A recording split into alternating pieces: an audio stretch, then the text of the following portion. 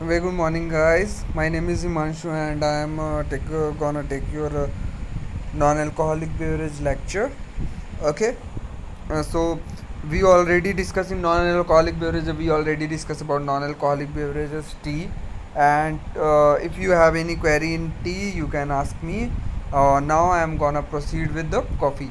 So first, understand what is coffee all about.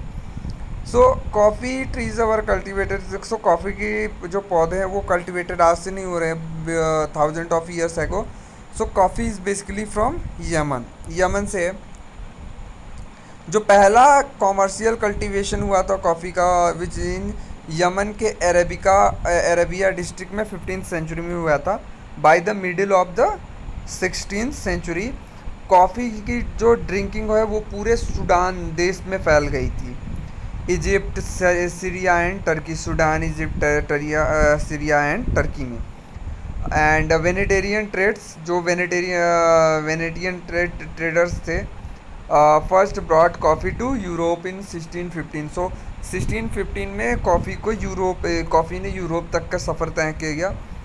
और coffee पीना सबसे ज़्यादा, जो कॉफ़ी पीने का प्रचार सबसे ज़्यादा शुरू हुआ यूरोप आने के बाद, ब्रिटेन, अमेरिका और से।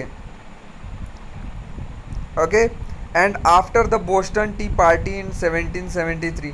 सो Boston T party is a very interesting story from the history. Okay, if you have a time so go through that. मैं आपको एक छोटा सा आइडिया देता हूँ। एक बार क्या हुआ कि ट्रेडर्स, चाय के व्यापारी जो है, चाय लाद के समुद्र से जा रहे थे, लेकिन क्या हुआ कि बीच में तूफ़ान आ गया। तो लोग पहले क्या करते थे, समुद्र से जाते थे, जब तूफ़ान आने लगता था तो वो जो उनके पास सामान, अब इंसान तो कूदेगा नहीं, तो जो उनके सामान, जहाज़ पे सामान, हैवी आइटम होता था, वो उसको उठा के फेंकने लगते थे ताकि उनके नाव का वज़न कम हो सके और वो सुरक्षित बच सके। तो ऐसा ही हुआ चाय वाले जहाज़ के साथ। तो उन्होंने 1773 वो सी से जा रहे थे, तो वहाँ पे क्या हुआ, उन्होंने चाय लादा हुआ, तो चाय जो है लोड था शिप के ऊपर। लेकिन जब तूफ़ान आया तो उनके पास कोई ऑप्शन नहीं बचा, उनको चाय फेंकना पड़ा। इतनी ज़्यादा अमाउंट में चाय समुद्र में गिरने की वजह से उसका कलर पूरा लाल हो गया। So that entire thing is known as Boston Tea Party. Okay, so the Northern American plate changed from the drinking tea as a beverage to coffee. Okay, और सबसे ज़्यादा प्रैक्टिकल्स भी ब्रिटेन और अमेरिका ने coffee के ऊपर किया है। Before people use to generally drink coffee, black coffee, like just coffee liquor, but Britain and America started doing practicals experiments with the milk and different things. So they started this. The tree that produce coffee are the genus Coffea, which belongs to Rubicia family. Okay, so coffee जो है वो कॉफ़िया genus और रूबिसिया family से है। RUBIACEAE। Just remember the spelling because most of the people use to do the mistake.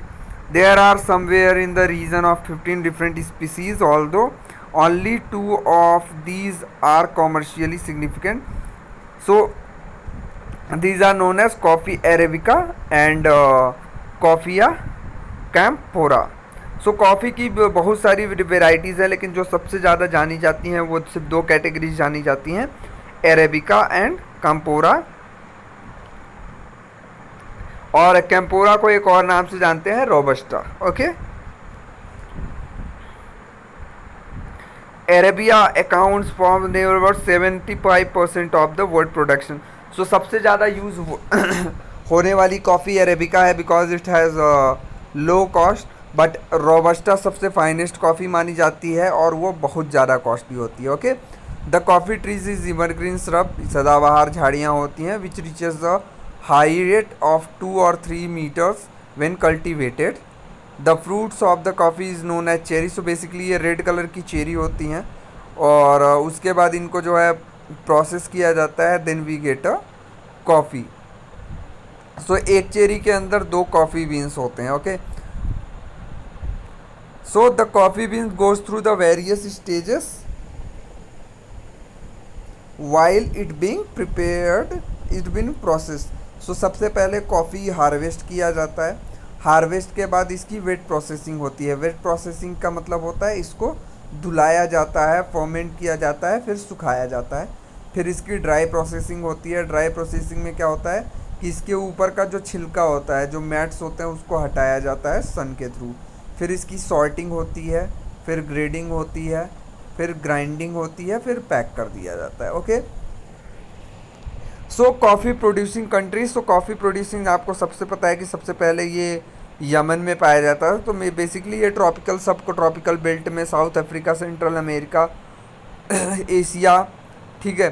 So it is grown India में Karnataka, Kerala.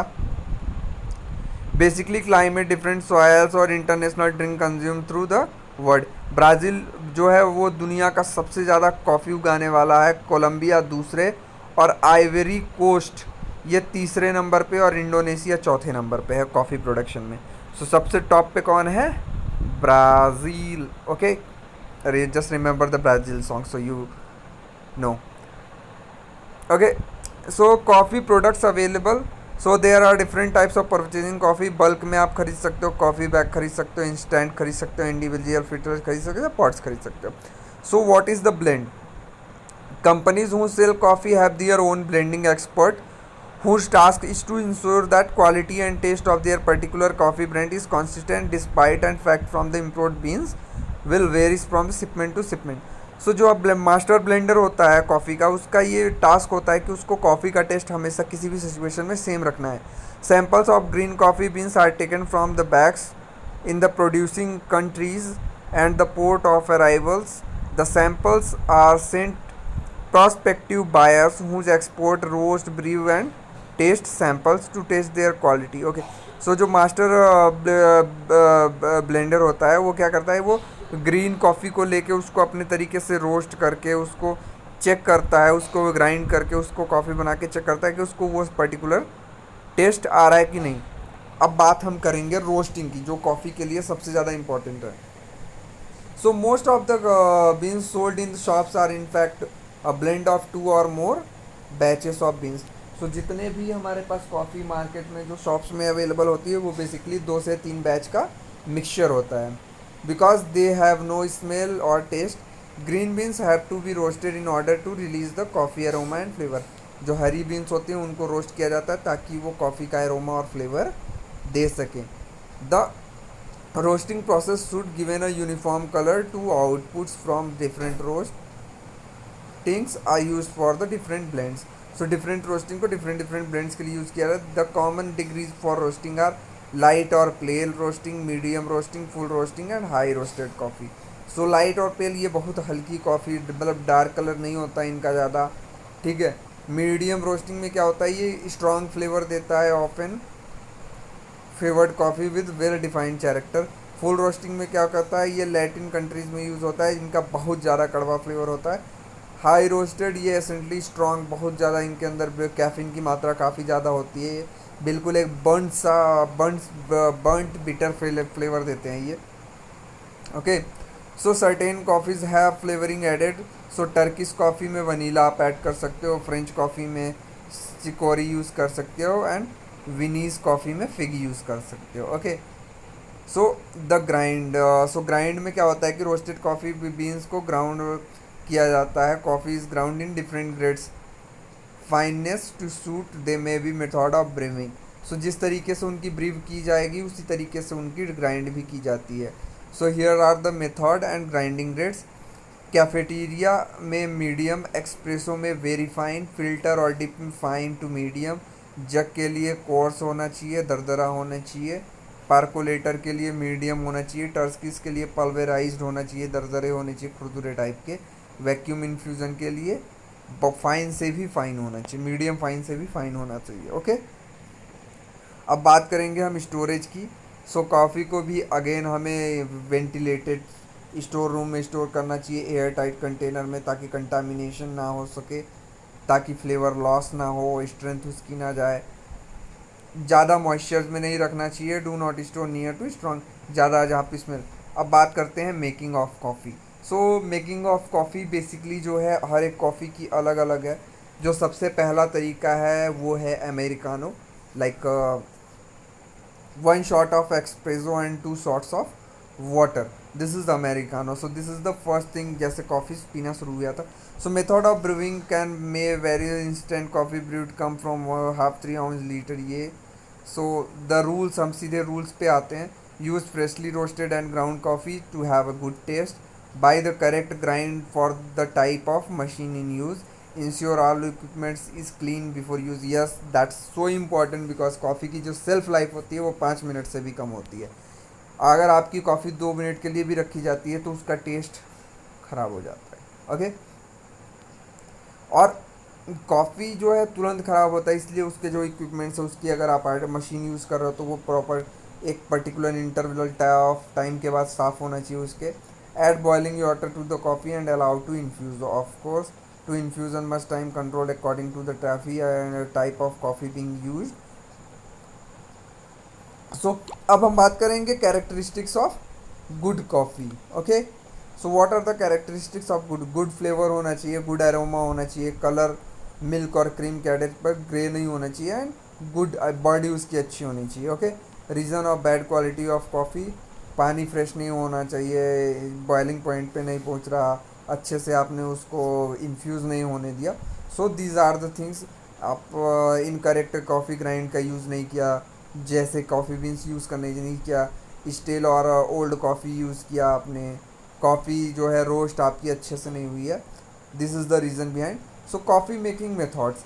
So instant coffee, this may be made from individual coffee or tea cups in a large quantities. It involves mixing soluble coffee with boiling water. Okay, so ये basically क्या होता है कि पानी गर्म किया, उसके अंदर पानी बॉयल किया, उसके अंदर हमने कॉफ़ी मिला दिया. Okay. So there is a ratio. Then we have saucepan or jug method. We have low cafeteria like bulk में cooking के लिए. We have filter. So here filter is one of the traditional coffee making process from India. Pour through filter method, individual filter, espresso. So espresso, this is an Italian in origin. The machines used to making the coffee. This form coffee can provide cups of coffee individually a matter in seconds. Some machine being capable of making 300 to 400 coffee an hour. ठीक है. Then we have a still set, we have iced coffee, we have Turkish Egyptian coffee. This is the machine. So guys, please go through this chart because through this chart you get to know what is the coffee actually. और आप हर एक coffee की definition आपको पता हो जाएंगी कि कैसे क्या डिफरेंस है एक्सप्रेसो में, क्या है कैफ़े क्रीम में, क्या है अमेरिकानो में, क्या है एक्सप्रेसो रिसोटो में, क्या है आपका आइस्ड कॉफ़ी. सो आपको इसको एक बार पढ़ लीजिएगा. ओके. सो और अब हमारा नेक्स्ट टॉपिक, अगर आपको इसमें भी कोई डाउट होगा यू कैन आस्क मी. हम नेक्स्ट फिनिश करेंगे चॉकलेट. ओके. Thank you.